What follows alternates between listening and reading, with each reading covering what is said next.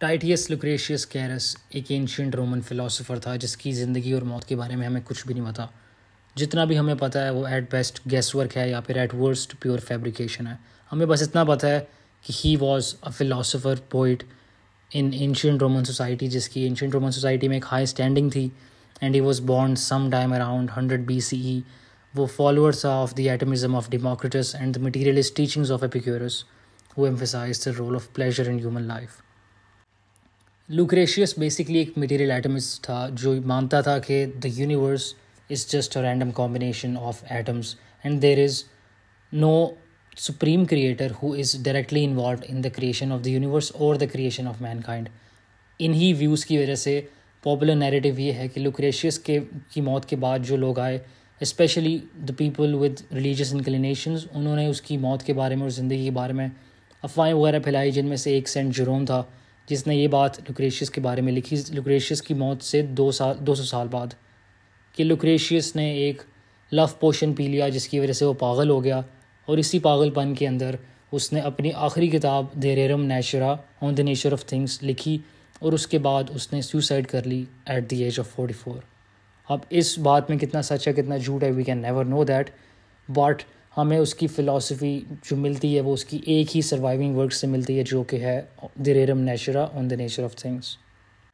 लुक्रेशियस basically एक philosopher भी था और एक पोइट भी था। वो अपनी पोइट्री के थ्रू, वर्ड्स के थ्रू अपने फ़िलोसॉफिकल आइडियाज़ पेश करता था। If you read the works of Homer, the Odyssey वगैरह, तो you might be familiar how Homer perfectly paints a picture in your head through poetry, through words. उसी तरह लुक्रेशियस भी वर्ड्स में लिखता है और वो अपनी ही किताब के अंदर कहता है on the nature of things के अंदर, शुरू में like somewhere around the very beginning of the book, वो ये मेंशन करता है कि he has tried to sweeten the bitterness of philosophy with this poetry, क्योंकि philosophy in all actuality is very bitter, क्योंकि आप अपने ही आइडियाज़ को रिफ्यूट होता हुआ आसानी से नहीं देख पाते।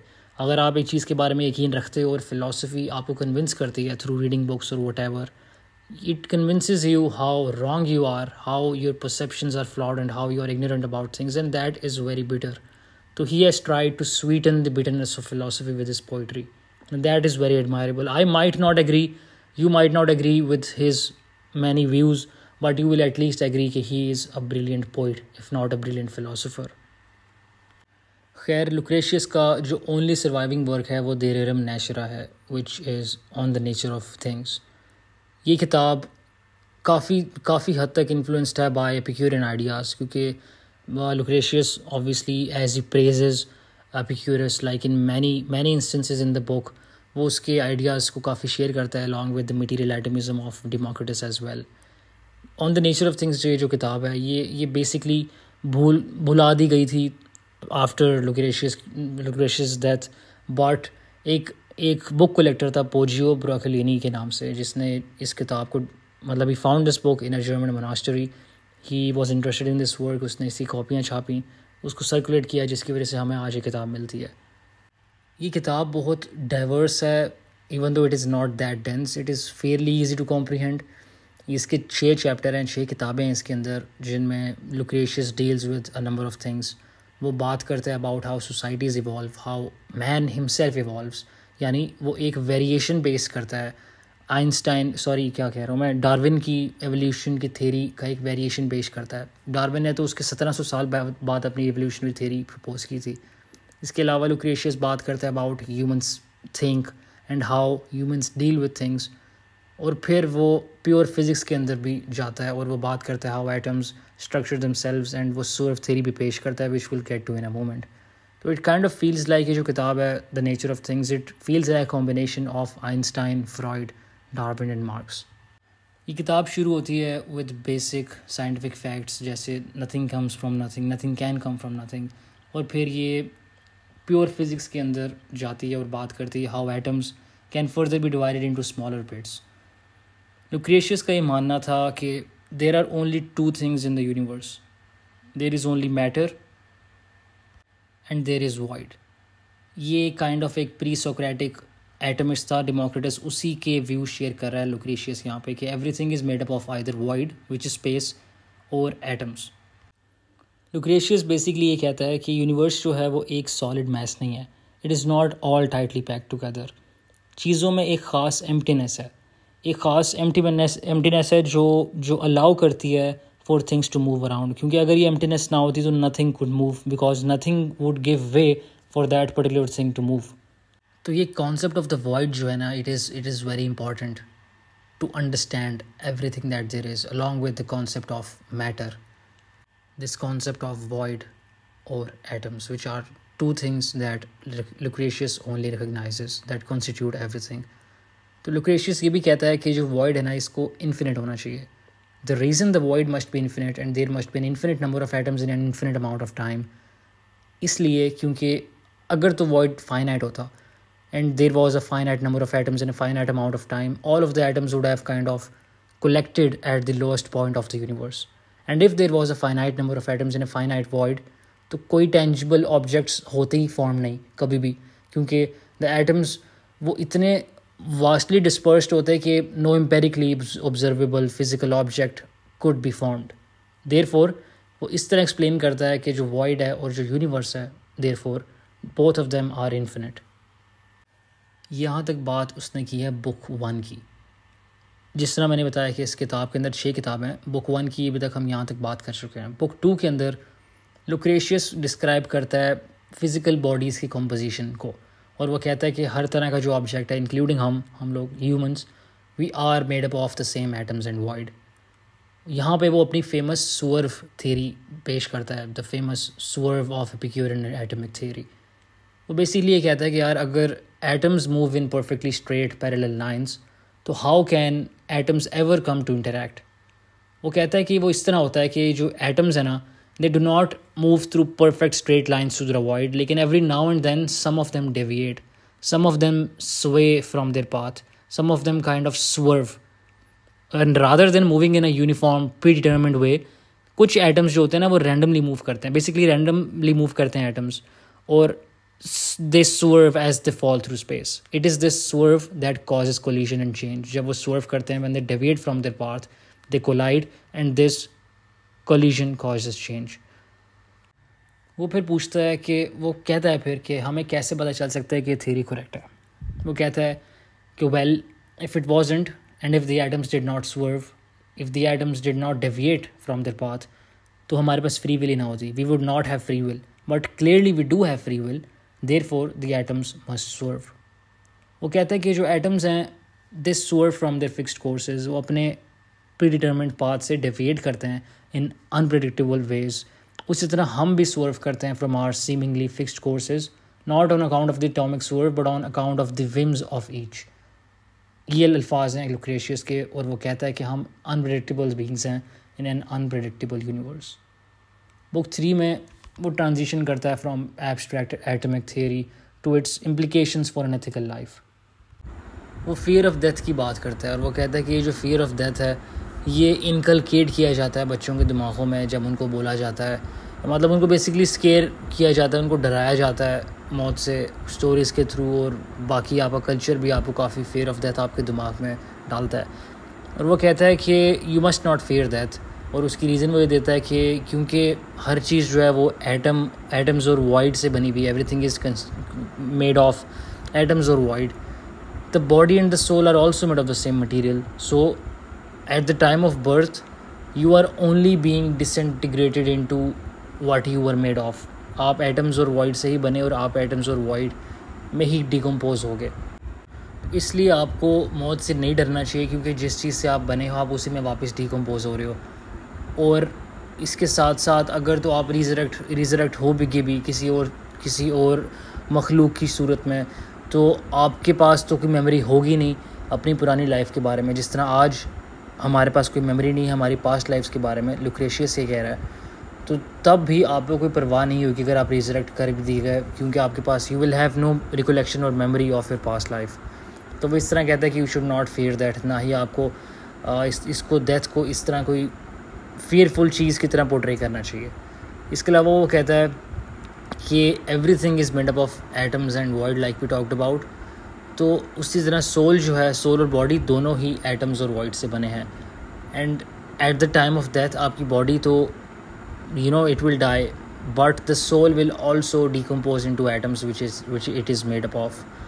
तो वो कहता है कि आपको ये यकीन नहीं करना चाहिए कि जो सोल है वो इमॉर्टल है. सोल इज़ मॉर्टल, क्योंकि soul according to Lucretius is not distinct from the body. वो भी सिर्फ एटम्स की रैंडम कॉम्बिनेशन परम्यूटेशन से बनी है, and it dies with the body. So your death is the end of you, and you must not fear death, and it is also the end of your soul.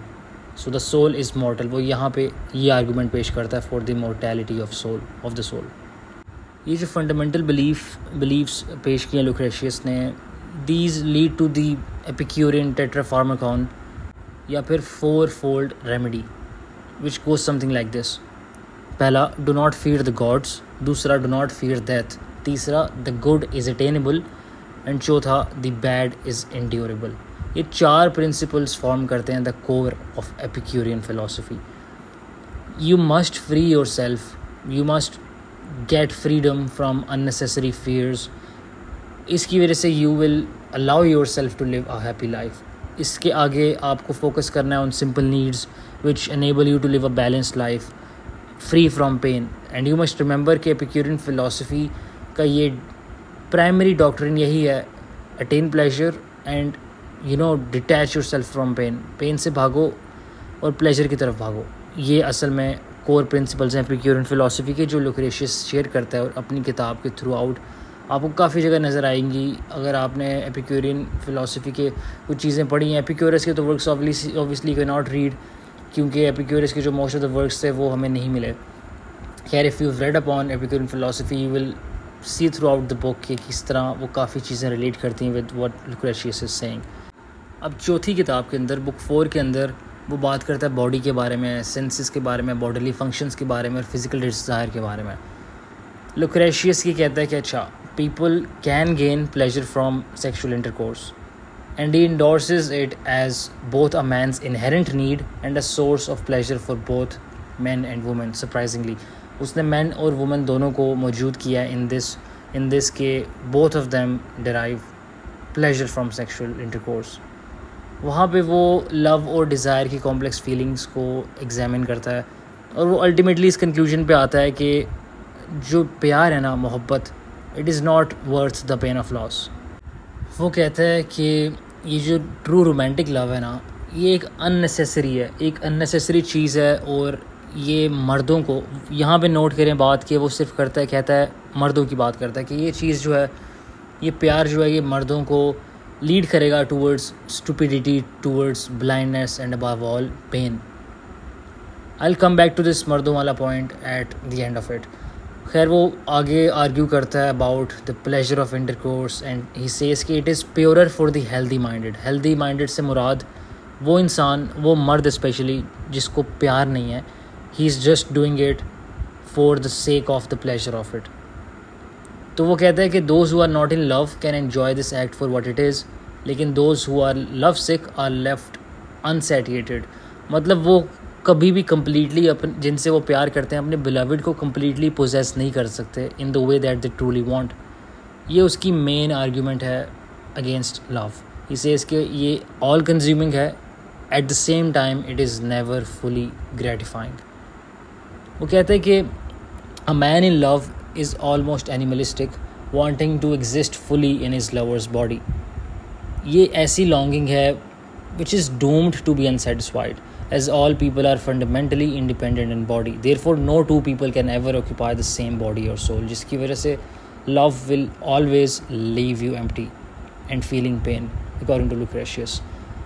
Lucretius जो feeling describe कर रहा है, यहाँ तक उसने बात कर दी. I'm like offering more of a critique in this point.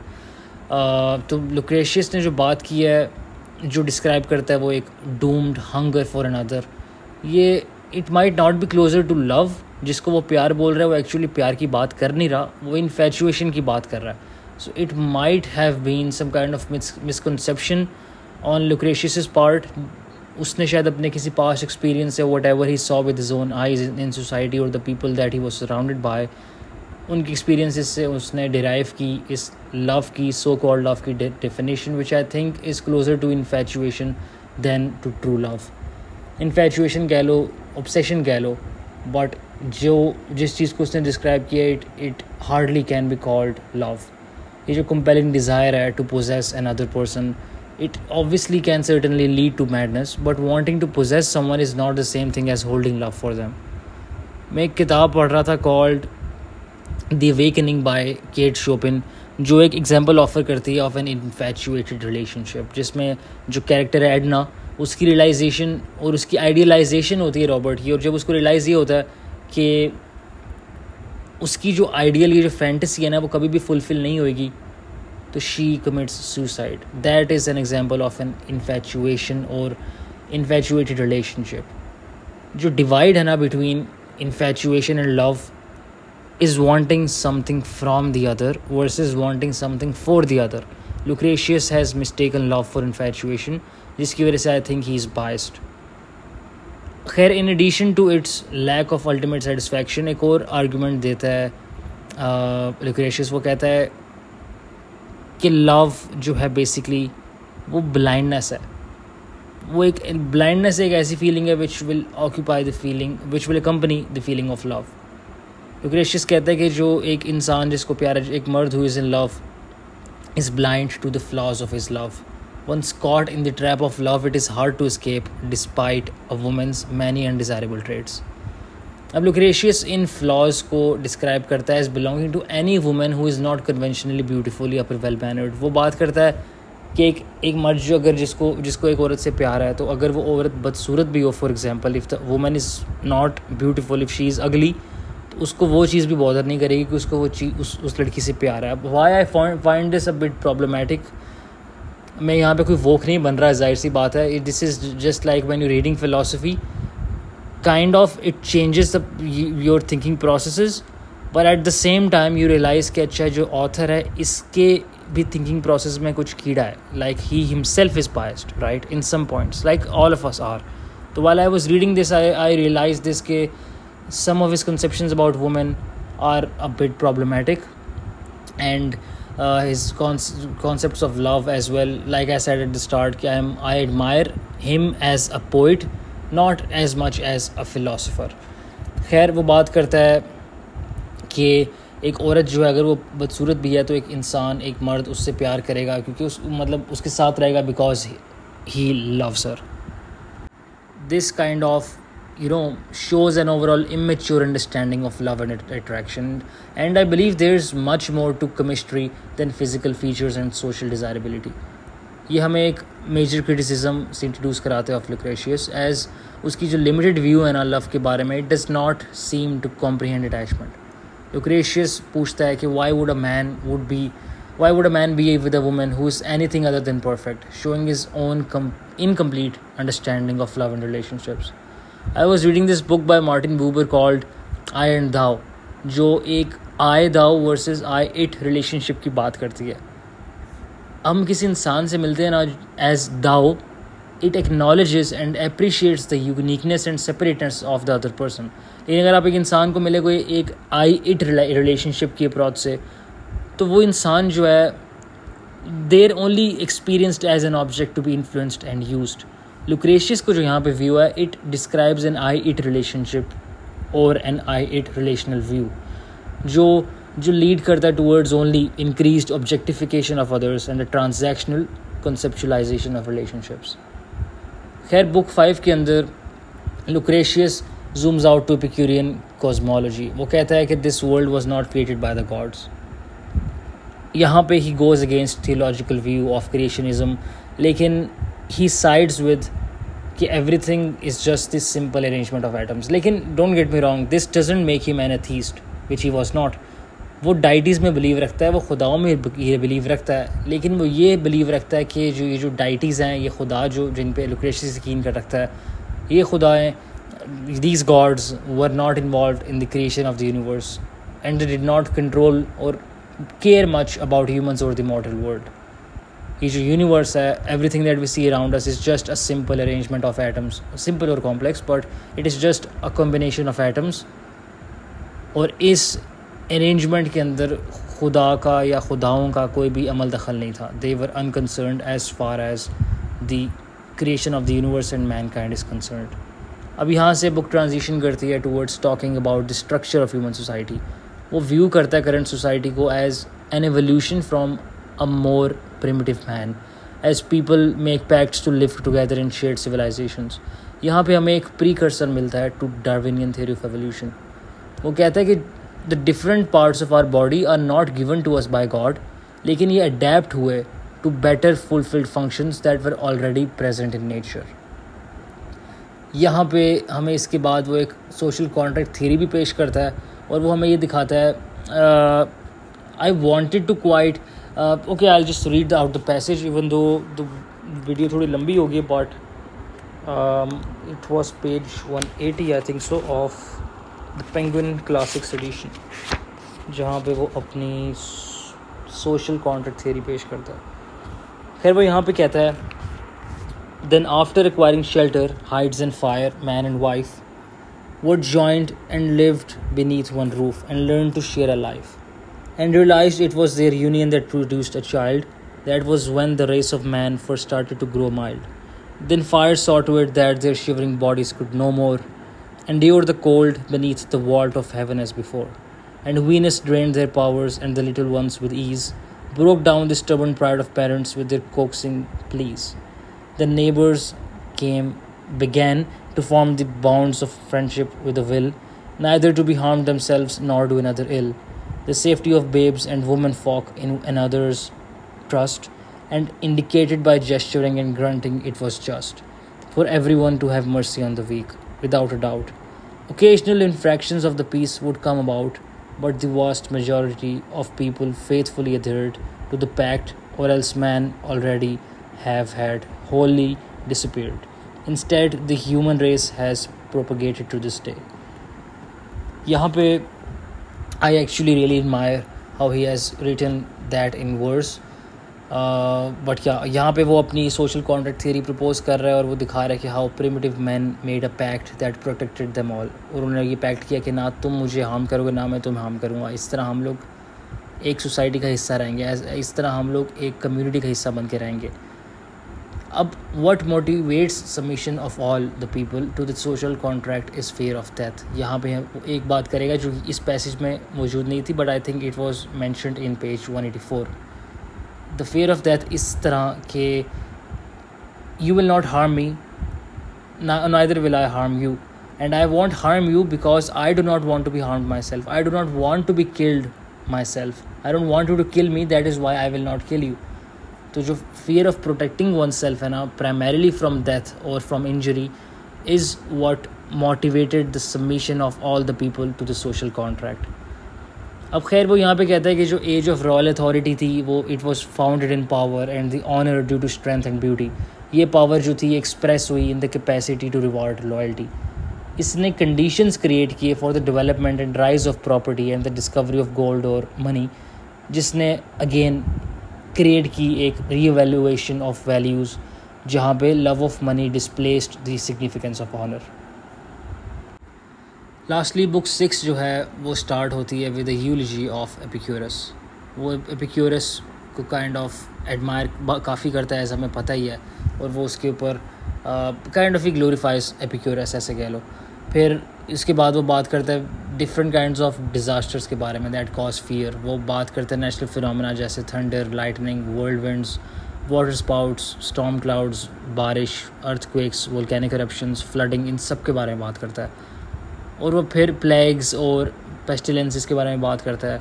ये फिनोमेना वो कहता है कि they are not punishments from the gods but natural occurrences. वो कहता है कि हर चीज़ में आपको खुदा का कॉन्सेप्ट लाने की बीच में ज़रूरत नहीं होती है. Some of them are only merely natural occurrences.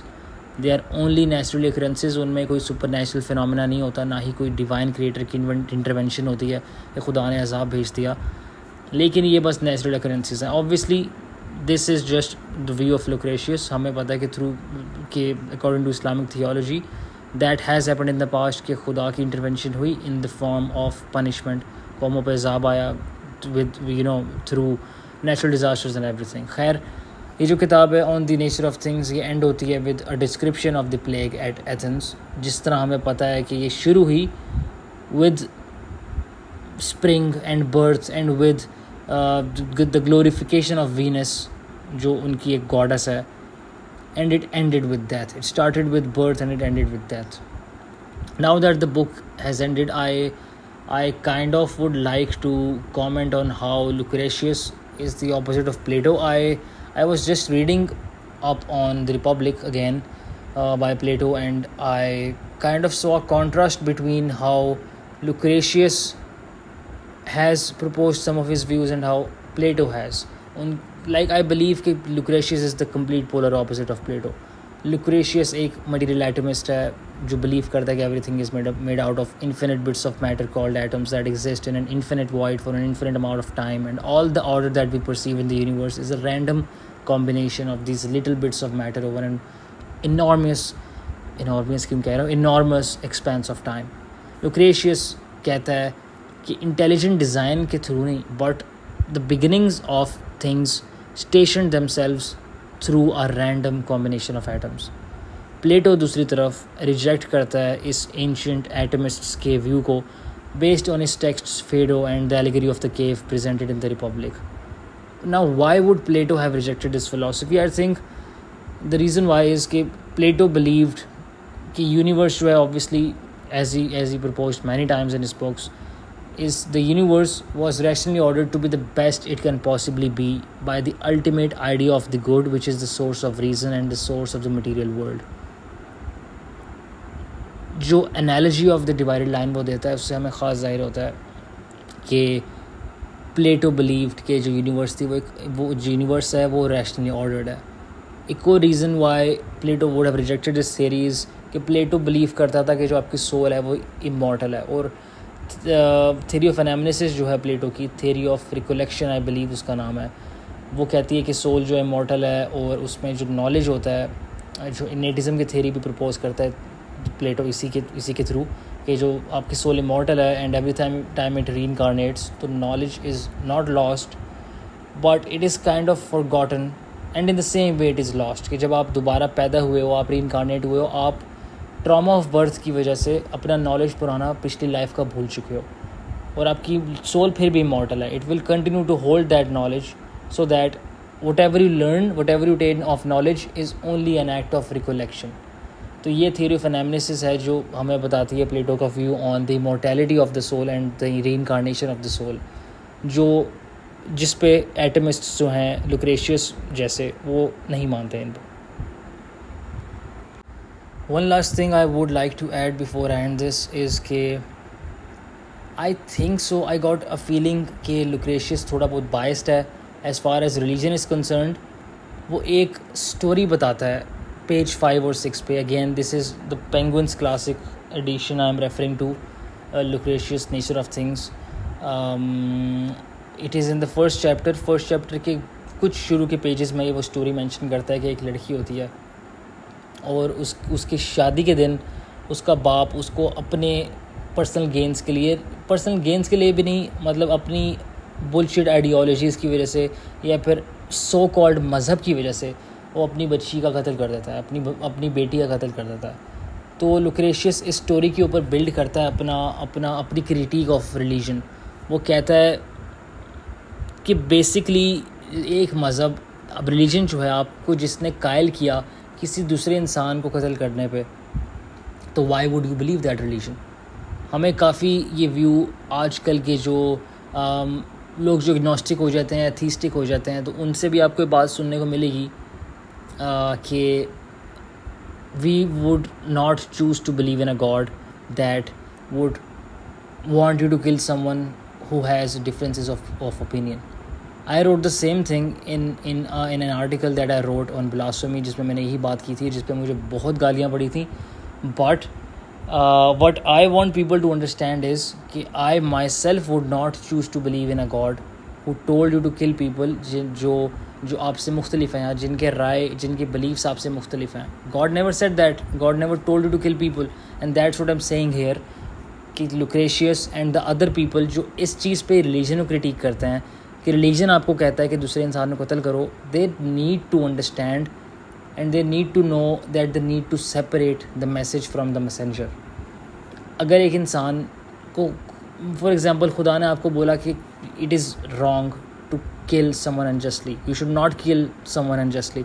लेकिन मैं आज जाके किसी इंसान का कत्ल कर देता हूँ while being a follower of that religion, तो would you say कि तुमने out of your own free will एक इंसान का कत्ल किया, या फिर would you say कि अच्छा तुम्हारे खुदा ने तुम्हें बोला कि यार तुम इस इंसान का कत्ल करो. It's like the message is different from the messenger.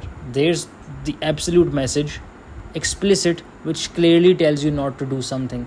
लेकिन उसी मैसेज का फॉलोअर एक मैसेंजर आप उसको कह लो, वो मैसेंजर कुछ गलत करता है, एक इंसान एक कत्ल कर देता है किसी का while being a follower of Islam. एक इंसान दहशतगर्द बन जाता है, एक्सट्रीमिस्ट बन जाता है while being a follower of Islam. Is he really a true representation of religion? Should you look at him and derive a sense of what his religion looks like from his actions, या फिर should you get into religion itself and try to understand it first before making a judgment on that religion? तो Lucretius जब बात करता है कि उसके बाप ने उसको कत्ल कर दिया for his religion, so did he really kill his daughter for his religion or what he thought was religion? I believe कि it is complete intellectual dishonesty कि आप एक चीज़ के बारे में बात करो while you have no complete knowledge of it. You can say कि अच्छा my opinion is कि this thing might be that way. I think so. But you cannot say for a surety कि अच्छा ये पूरा religion ही बर्बादी का cause है because ये आपको कायल करता है to kill someone unjustly. जब उसके religion के scripture में ना कोई ऐसी बात होगी ना कुछ होगा, जो majority of the like not majority but some of the revolutionary biologists जिनकी मैंने critique of religion सुनी है, वो भी यही बात करते हैं कि these so called Muslims, these so called Christians that try to appear very pious and virtuous, these are the people who are most corrupt. So how could their religion be the answer when these people themselves are not perfect? Religion never told you to be perfect, right? It's like, again, we need to differentiate between the message and the messenger. If I do something, it does not reflect badly, it should not reflect badly on my religion because I myself am imperfect.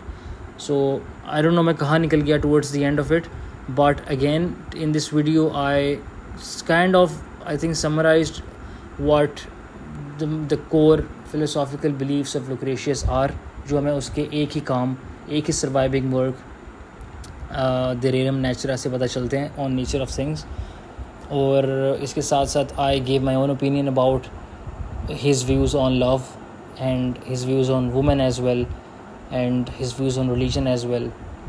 So lastly, he portrays women to be kind of cunning, kind of manipulative in his book, and I just think again the extent to which you are biased because of your own personal experiences and your culture and your society and your upbringing is just beyond comprehensible. And I think Lucretius की life में there might have been some instances where he was biased because of those things, क्योंकि जिस तरह उसने पेश किया है औरतों को और औरतों को उसने as manipulative पेश किया है, cunning पेश किया है, तो I think so he has incomplete knowledge of first of all love and how relationships work and women most of all.